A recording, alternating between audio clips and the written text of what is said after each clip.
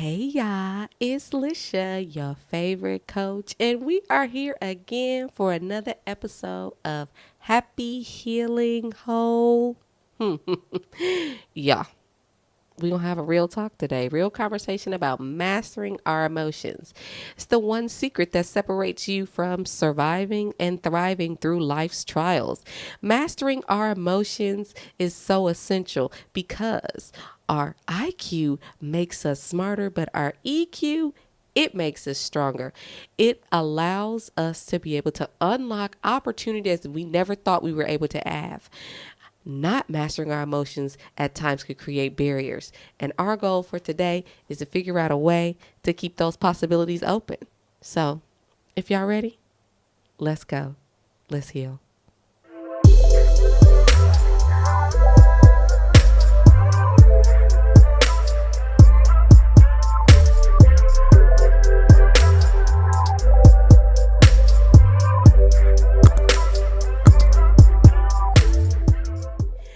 Hey y'all, welcome back. Y'all know I always start every episode off with a story time because I'm one of those coaches that feels like, how can I help you if I don't tell you about the things I've done wrong and how I've helped myself?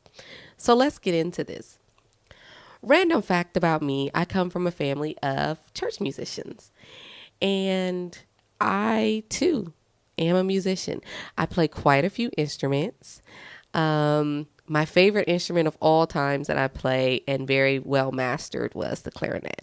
So I'm a clarinetist, but I also sing soprano, mezzo soprano, and alto. I can pretty much sing all parts though, now that I think about it, because I have, right? You know, in the black church choir, you can sing anything. You have to sing everything.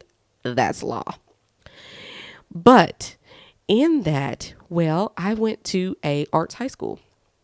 And back then, you know, we had to audition with our instruments and everything else. And it was this top choir group that it was called Metro. And it's so funny because I could not remember this. And right when I'm recording, I did. Anyways, back to what we're saying. They're Metropolitan Singers.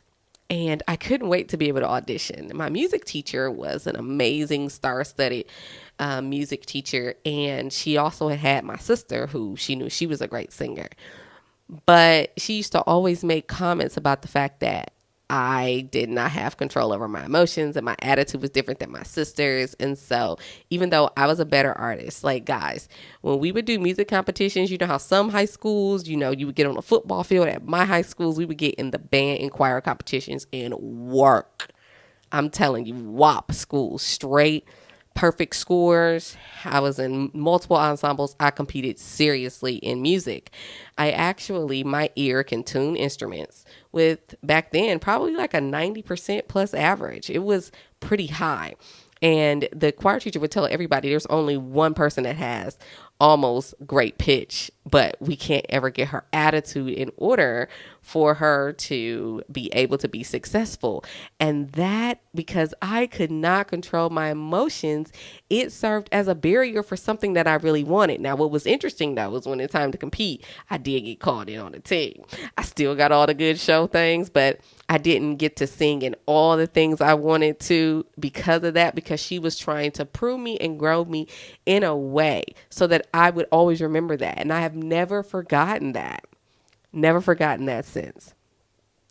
So that's my story of why it's important to master your emotions, how not doing so can serve a barrier to you. And we want to be able to get access to all the opportunities that we deserve. So let's get into it. Why should we master our emotions, you ask? Well, I'll tell you. It's in one word: increase.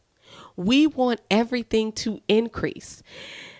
One of my favorite gospel songs is Enlarge My Territory. That's the prayer of Jabez. And what's very, very, very interesting about that request is you're saying, I want increase. I want to be able to achieve the things that I didn't think that I could. And it starts with mastering our emotions, our emotional intelligence. And what are we increasing? One, we're improving our relationships. See, emotional intelligence isn't just about the awareness that you have with yourself.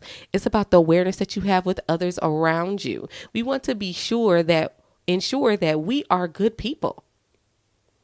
Now, not perfect, but good people. We want to be able to be a part and be active in growing ourselves constantly. So often we feel stuck. And sometimes it's our mindset that keeps us there, and others it's our attitude. And we can talk about all the different ways, but at the end of the day, many of us come from situations where we've watched our ancestors and generation before us make $1 out of 15 cents. So we have it inside of us, but sometimes the emotions are what's blocking us. Okay.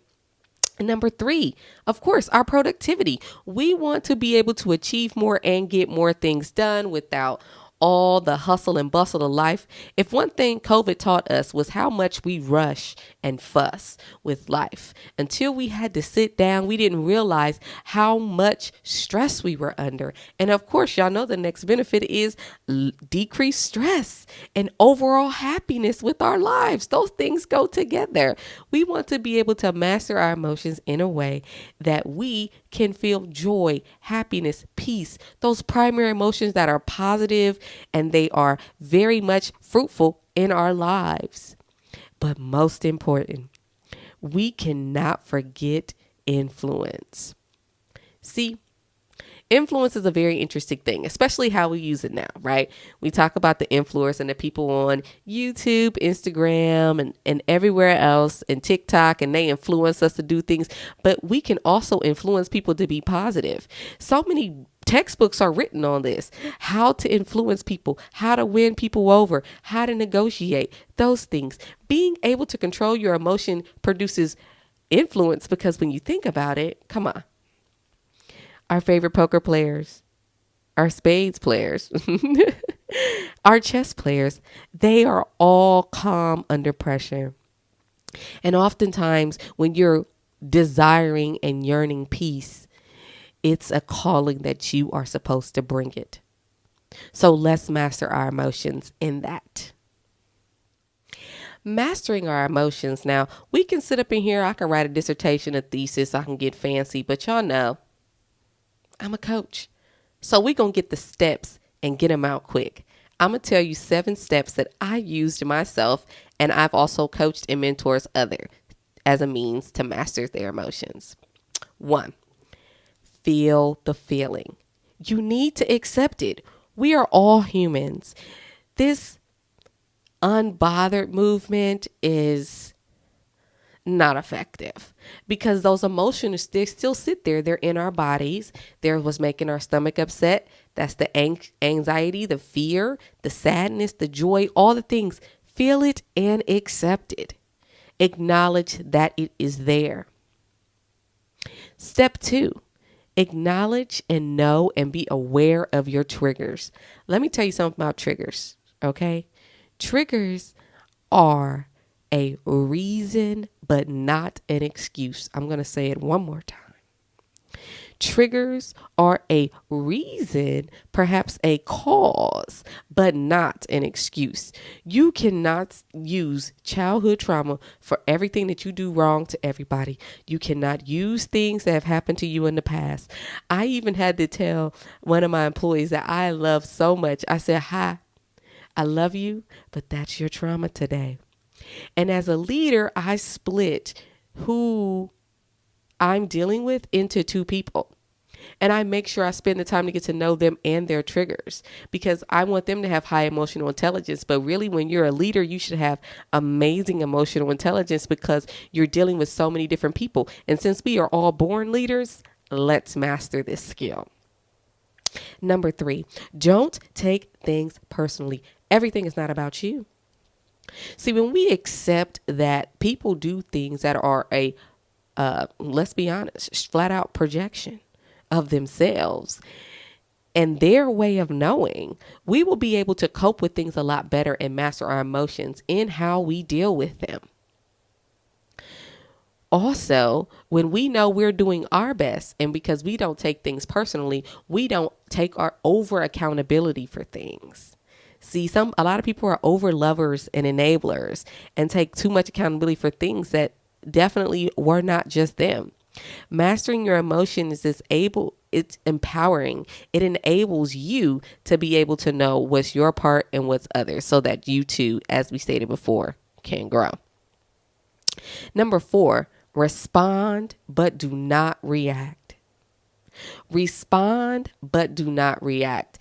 See, as I was learning this skill, oh y'all, it was a struggle because I have a pretty interesting vocabulary, like kind of large. And for me, my largest mastery of my emotion is to stop using lower vibrational language. Y'all know what I'm saying? Cussing at folks. That's not cute. Don't cuss at folks. And I made it a challenge for myself when I began to master my addiction to anger, which I will definitely talk about on this channel as well. I had to stop that cussing at folks. But it really started was at this point, it was understanding how to respond to people and not react. And I'm going to give you the secret to responding and not reacting by asking clarifying questions. Let me give you an example. When people get in your business, okay, you don't have to say, get out my business or mind your business, any of that. You can ask it in a very low tone and you look at them and you say,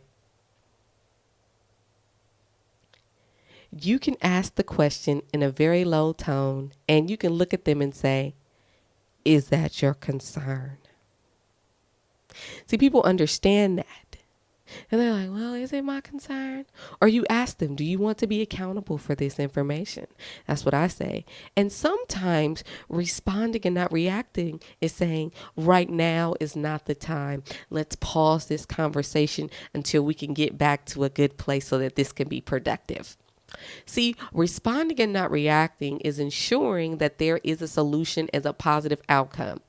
Reacting always breeds defensiveness, negativity, and it's going the opposite way. There is no need to lower your vibration as a means when sometimes a lot of things are just miscommunication and misconstruction. Let's provide the clarity by responding and not reacting. Number 5, worry about yourself. Y'all remember the little girl when she said, worry about yourself, worry about yourself. And it's not just yourself and you. No, yourself, meaning your awareness, right? Worry about your self-awareness. Know who you are, where you are. Sometimes you have to prepare yourself for where you know you're about to go. If you know that this person can create a barrier for your future, be aware to that. Be self-aware of who you are in that moment. Self-care. That's our second self.